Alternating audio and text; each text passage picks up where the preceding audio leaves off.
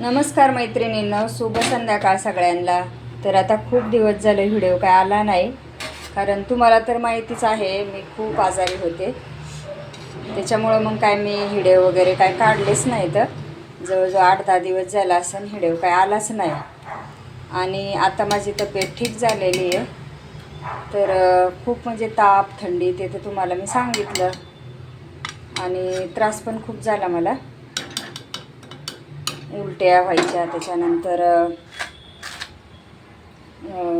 मळमळ व्हायची पोटामध्ये सारखी, आणि जेवलेलं अन्न आहे ना ते बिलकुलच पचत नव्हतं। एकदम असं पोटात कसं तरी व्हायचं, मळमळ व्हायची। तर म्हणलं चला ते आता सगळं सॉल्व झालेलं आहे। तर मस्त आता आज मी मेथीची भाजी आणली आणि तव्यावरच करणार आहे। तर लसणाची फोडणी देऊन मिरची टाकून आपली नेहमीसारखी साधी सिंपल पद्धतीची बनवते। तर शेवग्याच्या शेंगाची भाजी बनवली, आणि आता म्हणलं मेथीची थोडीशी सुकी बनवते, आणि भाकरी बनवल्यात बाजरीच्या। तर तुम्हाला सांगायचं म्हणजे आजारी तर होते, ॲडमिट होते 2-3 दिवस। त्याच्यानंतर घरी आले, थोडासा आराम केला, गोळ्या औषधे व्यवस्थित टायमिंगवर घेतले, आणि मग माझी तब्येत थोडीशी बरी झाली। तर आता मी मेथीची भाजी 2-3 आणि इथे पाण्यामध्ये ठेवलेली आहे। म्हणजे काय होतं, थोडीशी माती वगैरे राहिली ना तर ती पण खाली बुडाला तळाशी जाऊन बसते। तर आता मेथीची भाजी थोडीशी जरा बरी मिळते, आणि पाऊस तर कमी झाला आहे आता इकडचं। त्याच्यामुळं भाज्या वगैरे, आता गावाला तर पाऊस पाहिजे, पण आता गावाला पाऊस अजिबात नाही, पूर्ण कडक ऊन आहे। तर आता मी मेथीच्या भाजीमध्ये नेहमी ना डाळ टाकत असते, थोडीशी भिजवून। आज काय डाळ वगैरे काय टाकली नाही, फक्त लसणाची मिरचीवरचीच करते। आणि डाळीचं काय होतं, नेहमी खाऊन पण त्याचा बी कंटाळा येतो। मग म्हणलं चला साधी सिंपल आपली थोडीशी लसूण आणि मिरचीवरचीच करूया। थोडंसं मीठ टाकायचं चवीनुसार, आणि फक्त थोडीशी शिजवून द्यायची, आणि भाजी एकदम कवळी लुसलुशीत आहे। तर आता ही सगळी मी एकत्र मिक्स करून घेते। याच्यामध्ये थोडासा शेंगदाण्याचा कूट आणि चवीनुसार मीठ टाकायचं, आणि थोडीशी शिजवून द्यायची। भाजी काय कवळीच आहे एकदम, तर जास्त वेळ पण नाही लागत शिजायला। मस्त आता मी मीठ टाकून घेते थोडंसं। आणि इकडे शेवग्याच्या शेंगाची रस्सा भाजी बनवली वाटण वगैरे करून, आणि इकडं थोडीशी मेथीची बनवली। तर असं संध्याकाळच्या स्वयंपाकाला सुरुवात केली। म्हणलं चला थोडंसं शेअर पण तुमच्यासोबत करा व्हिडिओ, आणि आता टाकला नाही बरेच दिवस झालं, तर थोडं काढून सोडावा तुम्हाला व्हिडिओ। तर आता बघू, सुरुवात तर केली, मग कधी येतो आहे, उद्या येतो आहे का परवा येतो आहे। तर म्हणलं सुरुवात तर करावा। आणि मस्त आता श्रावण महिना आहे चालू, पण माझा तर श्रावण महिना कुठं गेला आणि काय नागपंचमी कुठं गेली काय समजलंच नाही। श्रावण महिना चालू आहे अजून, पण नागपंचमीच्या दिवशीच मी ॲडमिट होते दवाखान्यामध्ये। त्याच्यामुळं मला काही समजलंच नाही की नागपंचमी कधी, नागोबाचा उपास कधी। मला थंडी ताप भरपूर येत होते, त्याच्यामध्येच मी होते। तर मला काय सुचलंच नाही, मग मी कुठला उपवास वगैरे ह्या वर्षी काहीच धरलं नाही। म्हणजे दरवर्षी माझे श्रावण सोमवार असतात। त्याच्यानंतर नागपंचमीचा उपाससुद्धा ह्या वर्षी माझ्याकडनं सुटला, कारण मला माहीतच नाही त्या दिवशी मी आजारी होते, आणि आजच उपास आहे। कारण त्याच्या आधी 2-3 दिवस मला थंडी ताप यायचं ना, तेच माझ्या काय डोक्यात होतं। मग हे काय उपासाचं लक्षातच नाही आलं। तो पण उपास गेला माझा, भावाचा उपास असतो नागपंचमीचा। आता मस्त इथं शेवग्याची शेंग चांगली शिजलेली आहे, छान झाली। अजून भात बनवायचा आहे थोडासा, आणि भाकरी बनवून घेतली आता। तर आता वडापावच्या स्टॉलवर मी काय अजून जात नाही, आणि गेल्याच्या नंतर तिथलंसुद्धा थोडंफार तुमच्यासोबत शेअर करेल। अजून घरामधलेच थोडे कामं मी दमाने आवरते, आणि थोडंसं मटेरियल घरातून बनवून देते, आणि मग विशाल जातो तिकडं। वैष्णवी पण थोडीशी मदत करते त्याला, कधी त्याचे पप्पा पण जातात। तर असं थोडंसं आमचं रुटीन बिघडलेलं आहे आता सध्या, पण आता येईल हळूहळू रुळावर। म्हणजे कसं असतं, एक घरातलं माणूस, एक बाई जर आजारी पडली, स्त्री घरातली, तर सगळं घर असं अस्वस्थच होतं डायरेक्ट, कुणालाच काय समजत नाही।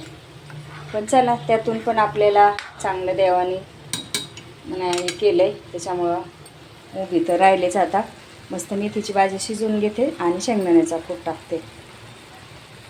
तर आता संध्याकाळचे वाजलेत 8:30. इकडं आमच्या इकडं तर पूर्ण अंधारच असतो खिडकीतून बाहेर. ठसका लागलाय आणि मिरची टाकली का पूर्ण ठसका येतो. तर म्हणलं चला आज थोडंसं सामान पण आणायचं होतं, मटेरियल आपल्या स्टॉलसाठी. तर हे बेसन पीठ, त्याच्यानंतर इकडं मिठाचे पॅकेटं, कलरचा डब्बा, आणि हे तर पहिलं आहे सामान थोडंफार, तेलाचा डबा, हे असं किरकोळ सामान काय काय लागतं, कांदे बटाटे हे काय काय असं सामान भरायचं होतं. तर ते सुद्धा भरून दुपारी मी आणलं. आणि मग मी काय तिकडे गेलेच नाही, डायरेक्ट स्वयंपाकालाच लागले. आल्याच्यानंतर 6 वाजता थोडासा भाजीपाला आणला आणि म्हणलं आपला स्वयंपाक करून घ्या, पोरं आहेत तिकडं दोघं पण. त्याच्यानंतर मग आता घरीच आहे, आता स्वयंपाक करून घेते. भांडे वगैरे पडलेत अजून घासायचे. तर इथं भांड्याचा ढिगारा एवढा असतो. आता जो अर्धा तासच झाला असेल मी घासलेले, परत तेवढेच पडले तर डबे वगैरे आलेले, ते पण घासून घेते. घरातली रुटीन आणि वडापावच्या स्टॉलवरचं थोडंसं मटेरियल बनवून द्यायला लागतं. इकडे तोपर्यंत मस्त भाजी शिजते आणि मग मी भांडी घासते. चला आता थोडंसं तुमच्याशी परत बोलूया. तर संध्याकाळचे 8:30 वाजले. तर स्वयंपाक वगैरे मी आवरून घेतला आहे, तुम्हाला तर दाखवलाच. आणि मी काय तिकडं जात नाही आता वडापावच्या स्टॉलवर. जवळजवळ 8-10 दिवस झालं. फक्त जाते थोडीफार, काय मटेरियल वगैरे द्यायचं असलं, कोणी नसलं घरात तर देते. पण मला अजूनसुद्धा ते तेलकट वास हे असं, त्याच्यामुळे मी जास्त तिकडं थांबत नाही. कारण असं भीती पण परत वाटते की परत काय झालं, परत काय ताप वगैरे यायला लागला तर परत नको डबल कुटाणा. मग मी काय जास्त रिक्स घेत नाही. विशालच असतो तिकडे जास्त. आणि मग घरातलं तर तुम्हाला बोलायचं होतं, आई आली होती गावावरून. मी काय व्हिडिओ वगैरे काढला नाही, कारण ती 4-8 दिवस राहिली. माझी तब्येत नव्हती बरोबर म्हणून ती आली होती. आणि हॉस्पिटलमध्ये सुद्धा माझ्यासोबत तीच होती. वैष्णवी 1 दिवस राहिली आणि दुसऱ्या दिवशी मग आई आली. मग आई पण 7-8 दिवस राहिली. तिला पण मग थोडंसं म्हणलं जाऊ दे, नको व्हिडिओमध्ये दाखवायला. पण रात्री गेली. तर आज एकदम घर पूर्ण सुनं सुनं झाले. आणि आईची माया कशी असती, थोडं मी आजारी म्हणलं की लगे तिकडनं एकटी एसटीने आली डायरेक्ट गावावरून मुंबईला. आणि इथून पण रात्री एकटीच गेली, कारण इकडून आता सोबत कोण जाणारं नव्हतं. त्याच्यामुळं मग माझ्या मिस्टरांनी बसून दिली आणि गेली. आईची मायाच तशी असते. तिला मी थोडी आजारी पडले की लगेचच आली. बोलली नाही माझं कसं पण होते, पण येते मी 2-3 दिवस तुझ्याकडे. तर ती चांगली आठवडाभर राहिली. 2-3 दिवस आमच्या हॉस्पिटलला गेले. त्याच्यानंतर घरी 5-6 दिवस राहिली. मग करू लागायची स्वयंपाक वगैरे, तिकडचं स्टॉलवरचं मटेरियल करू लागायची, वैष्णवीला मदत करायची. आणि माझं तर अजून पण आरामात चाललेला आहे. चेहरा वगैरे तुम्हाला दिसतच असेल. तर पूर्ण असं अशक्तपणा आला आहे. तर पेशा पण कमी झाल्या होत्या. त्याच्यानंतर हे झालं होतं, मच्छरमुळं मलेरिया झाला होता. मलेरियामधून मग ते पेशा कमी पडल्या. तर असं झालं होतं. त्याच्यामुळं मी जास्त भयानक आजारी पडले होते. आणि एक मदत आम्हाला एवढी छान केली, म्हणजे आमच्या बहिणीच्या, तर आमच्या बहिणीचे धीर आहेत ना, ते ह्याच्यामध्ये कामाला येतं BMCमध्ये. तर त्यांनी एवढा सपोर्ट केला मला म्हणजे त्या महानगरपालिकेच्या हॉस्पिटलमध्ये आहे ना, मला घेतच नव्हते, कारण बोलले की जागाच रिकाम्या नाही आहेत. पण त्यांनी एक फोन केला कीच मला तिथे घेतलं आणि ॲडमिट केलं. तर याच्या आधी पण त्यांनी आम्हाला बरीचशी मदत केलेली असं हॉस्पिटल बाबतीत. आणि खूप छान स्वभाव आहे त्यांचा पण चॅनल आहे. तर मी तुम्हाला सांगते त्यांच्या चॅनलचं काय नाव आहे, तिथं जाऊन तुम्ही खरोखर त्यांना भेट द्या. तर शोभा दैफळे त्यांचं नाव आहे. तर ते असं म्हणजे गीत हे करतात, गीत शोर काहीतरी असं नाव आहे त्या चॅनल आहे असं. तर परत तुम्हाला मी सांगते पुढच्या व्हिडिओमध्ये. आणि ते आपल्या ह्याच्यावर असं गाणे वगैरे छान बोलतात. त्याच्यानंतर गवळणी, अभंग, भजन. तर त्यांच्या पण चॅनलला जाऊन तुम्ही भेट देऊ शकता, शोभा दैफळे. आता नवीनच चॅनल खोलला आहे त्यांनी आम्हाला एवढी मदत केली हॉस्पिटल बाबतीत. कारण 2-3 वेळा असं झालं आहे की ज्या वेळेस मला मदत लागत होती त्यावेळेस त्यांनी, माझ्या बहिणीच्या दिरांनी आणि जावांनी एवढी मदत केली. आणि माझ्या मैत्रिणीच्या मिस्टरांनी सुद्धा मदत केली त्यावेळेस, म्हणजे फोन वगैरे केले की नगरसेवकला यांना की घ्या म्हणून, कारण जागाच नाही बोलायचे आणि बेडच खाली नाही म्हणायचे. आणि हे मलेरियाचं डेंग्यूचं कसं सरकारी हॉस्पिटलमध्ये पटकन इलाज होतो आणि चांगलं चांगलं आपल्याला डोस वगैरे मिळतात आणि पटकन मी 3 दिवसामध्येच उरगाडले. जर कुणाला असं काय होत असेल किंवा झालं असेल तर खरोखर तुम्ही महानगरपालिकेच्या हॉस्पिटलमध्ये जा. एवढं छान सुविधा आहे तिथं आणि एवढे मस्त डोस वगैरे टायमिंगला, गोळ्या अगदी हातात आणून देतात. एवढं छान म्हणजे त्यांची ही सेवा आहे सगळ्यांसाठी, म्हणजे आजारी माणसांसाठी. त्याच्यामुळं असं कुणाला जर काही त्रास झाला किंवा होत असेल किंवा झाल्याच्या नंतर तर वाशीला हॉस्पिटल आहे ते महानगरपालिकेचं, तिथे तुम्ही खरोखर जाऊ शकता. एक नंबर हॉस्पिटल आहे. अगदी तुमची जेवणाची सोय नसेल ना तरी तुम्हाला तिथं आयतं ताट, चहा, नाश्ता सगळं मिळतं. आणि मी खोटं सांगत नाही, मला लईतले 200-300 रुपये लागले असतील, नाही तर एवढा ह्याच्यामधून मला 1 रुपयासुद्धा खर्च लागला नाही. चला मग, गरिबाला कसं असतं, एखाद्याजवळ पैसे असतात नसतात, टायमाला त्यांनी मदत केली. त्याच्यानंतर मैत्रिणीच्या मिस्टरांनी सुद्धा मला मदत केली त्यावेळेस, म्हणजे नगरसेवकला वगैरे फोन वगैरे लावले, नाही तर घेतच नव्हते आतमध्ये हॉस्पिटलमध्ये. आम्ही आदल्या रात्री आणि दुसऱ्या दिवशी दिवसभर हॉस्पिटलच्या तिथं मी अक्षरशः बाकडावर झोपलेली होते नंबर लावण्यासाठी. तेव्हा मग मला त्यांनी फोन केल्याच्या नंतर घेतलं मग बहिणीच्या दिराने. त्यांनी नगरसेवक त्यांच्या ओळखीचे आहेत ना मुंबईला, मग तेव्हा घेतलं.